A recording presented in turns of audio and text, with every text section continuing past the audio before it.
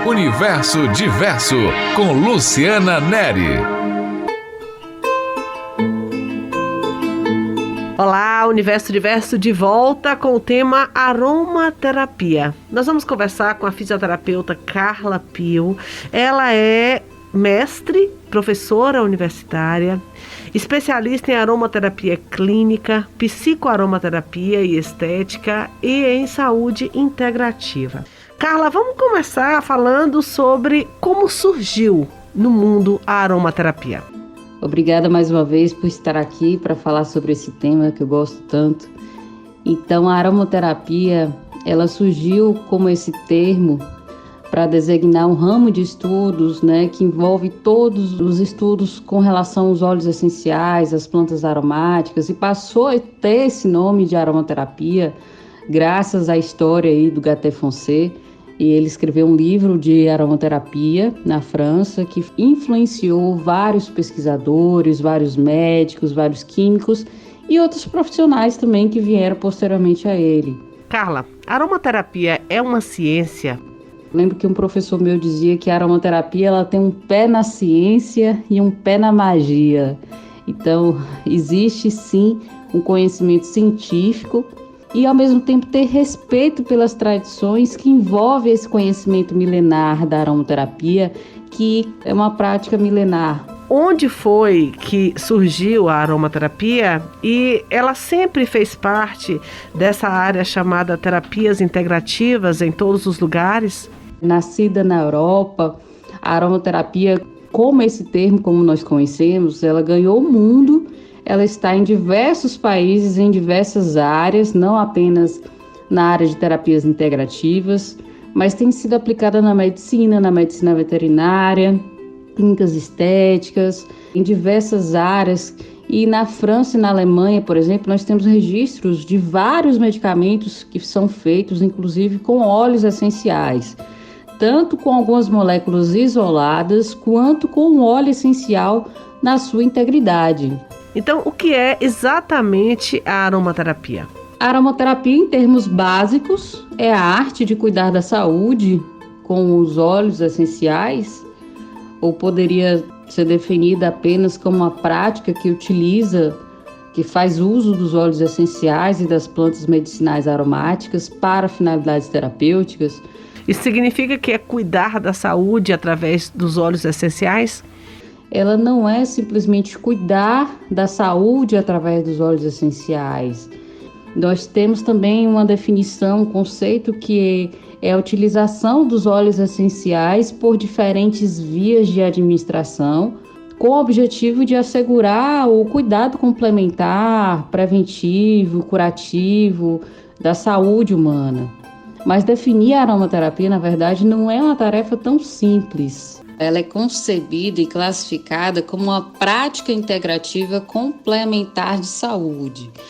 Por aí a gente já entende que ela não substitui o tratamento médico, como algumas pessoas fazem.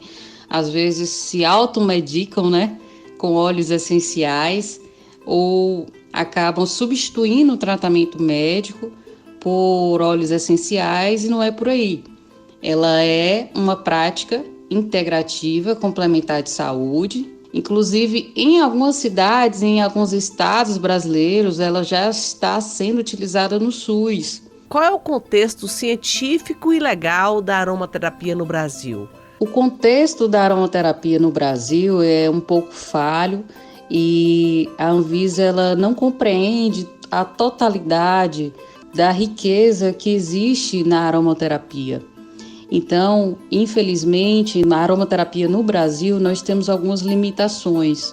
Não existe nenhum conselho que regulamente a profissão do aromaterapeuta, ou seja, não há conselho profissional que regulamente a prática da aromaterapia.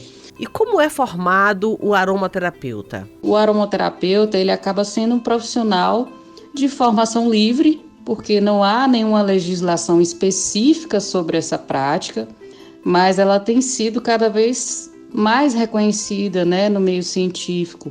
Hoje a aromaterapia ela é muito concebida na área científica, porém ainda no Brasil ela é uma prática relativamente nova, que ainda está dando alguns primeiros passos se a gente for parar para comparar com outros países onde a aromaterapia já é uma prática bastante desenvolvida. E onde a aromaterapia é mais desenvolvida, está mais avançada na atualidade? Países como a França, a Alemanha, que podem ser utilizados como modelo de prática profissional realmente. Então, aqui no Brasil, a gente ainda tem um contexto ainda bastante limitado com relação ao aromaterapeuta. A disseminação dessa prática, né? Os óleos essenciais usados na aromaterapia, eles são produtos naturais. E assim, muita gente pensa que pode ser usado de qualquer forma, porque não faz mal nenhum, mas não é bem assim, né? É necessário, né, ter muito cuidado, apesar de serem os óleos essenciais, serem 100% naturais. As pessoas pensam que não tem restrições, mas há sim restrições. Existiu alguns avanços aqui no Brasil com relação aos profissionais que trabalham de forma séria com aromaterapia.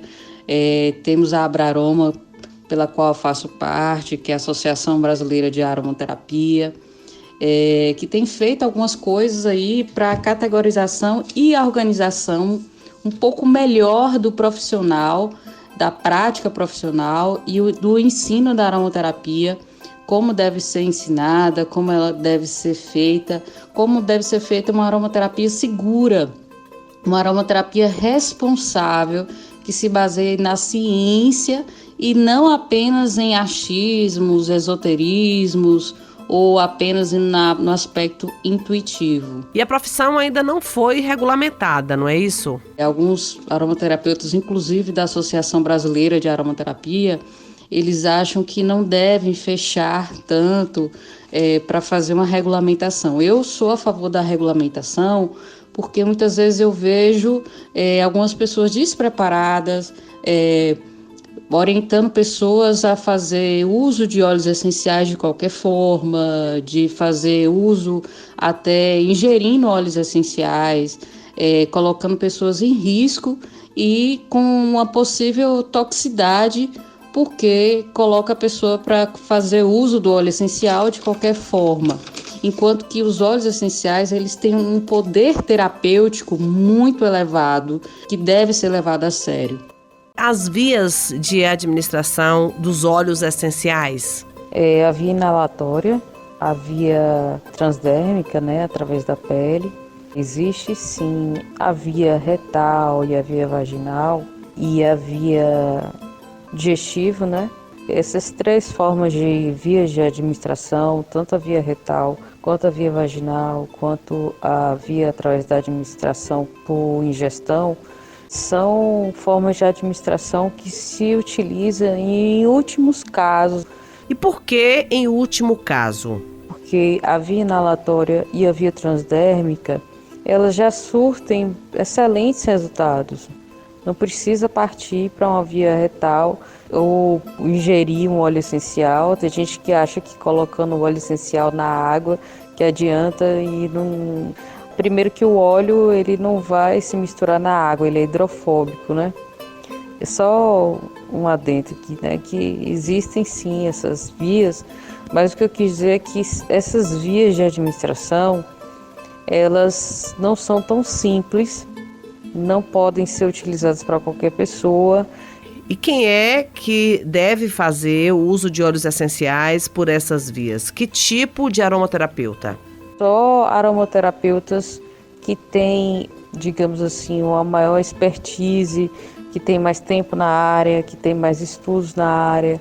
Só aromaterapeutas mais experientes que podem, que devem fazer indicação da via através da digestão ou a via retal ou genital. Você pode me dar alguns exemplos de administração por essas vias de uma forma segura, Carla? E para que elas servem?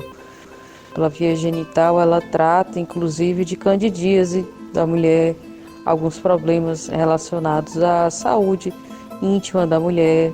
E pela via retal é possível até melhorar estados infecciosos de pessoas que estão em estado grave de saúde. Mas isso é através de aromaterapeutas muito experientes para poder colocar isso como uma via de administração.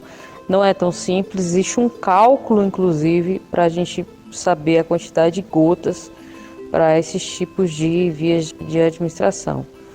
Mas a via inalatória e a via transdérmica já é excelente, já faz muita coisa. Essas vias de ingerir, via retal, genital, é em último caso. O que são os óleos essenciais e de onde eles são extraídos? São substâncias voláteis orgânicas produzidas pelas plantas aí e que têm uma importância fundamental na manutenção da vida dessas plantas. E cada óleo essencial ele é único, com cheiro e características únicas. Um óleo essencial ele é uma fração odorante volátil extraída de uma planta, mas pode ser extraído de diferentes partes de um vegetal. Pode ser extraída de uma folha, de flores, de casca, de madeira, de resina, de casca de frutos, de sementes, de frutos. É como se fosse assim a alma daquela planta, a essência daquela planta, a sua composição mais sagrada. Os óleos essenciais, eles são líquidos, na verdade, eles não são tão oleosos como as pessoas pensam, embora tenha alguns óleos extraídos de resinas que são um pouco mais oleosos, mas eles são líquidos, só que eles não se misturam com a água, eles são hidrofóbicos. É diferente de um óleo vegetal, né, que é um óleo vegetal, ele é mais oleoso. Os óleos essenciais, eles não são óleos graxos, então eles são mais leves do que um óleo vegetal, por exemplo, de um óleo vegetal de abacate, mas esses óleos, eles também podem se evaporar. Esses óleos essenciais, eles são hidrofóbicos, eles não se misturam com a água. Mas nenhum óleo essencial pode ter dezenas, centenas de moléculas e constituintes químicos que compõem aquele óleo essencial. Ou seja, um óleo essencial ele pode ter várias finalidades terapêuticas. Um óleo essencial ele pode ter mais de 200 substâncias químicas. E esse conjunto de substâncias químicas é que confere as propriedades desses óleos essenciais e não apenas uma molécula sozinha. Bom, e por isso, os óleos essenciais, como você disse ontem aqui, tem várias contraindicações e alguns riscos. Algumas pessoas não podem utilizar, né, determinados óleos essenciais. Isso tem que ser feito com muito critério. E o que exatamente pode ser tratado com a aromaterapia? Cite alguns exemplos pra gente. Desde uma dor de cabeça, uma insônia, uma ansiedade, problemas aí do climatério. Tenho tratado também muito adolescentes que também estão aí em fase de estudo e que tiveram uma perda de ânimo para estudar devido à pandemia, que estão precisando às vezes de foco no estudo, outros que ficaram com algumas sequelas com relação à parte de ansiedade. Então, cada caso é um caso. Enfim, dizer o que realmente vai ser necessário para aquela pessoa, a sinergia ou a mistura de óleos essenciais que eu vou precisar para fazer aquele tratamento. Não é uma coisa assim tão simples como entregar um óleo essencial para a pessoa utilizar em casa. Obrigada, Carla. Semana que vem, novo tema aqui no Universo Diverso. Acompanhe a gente.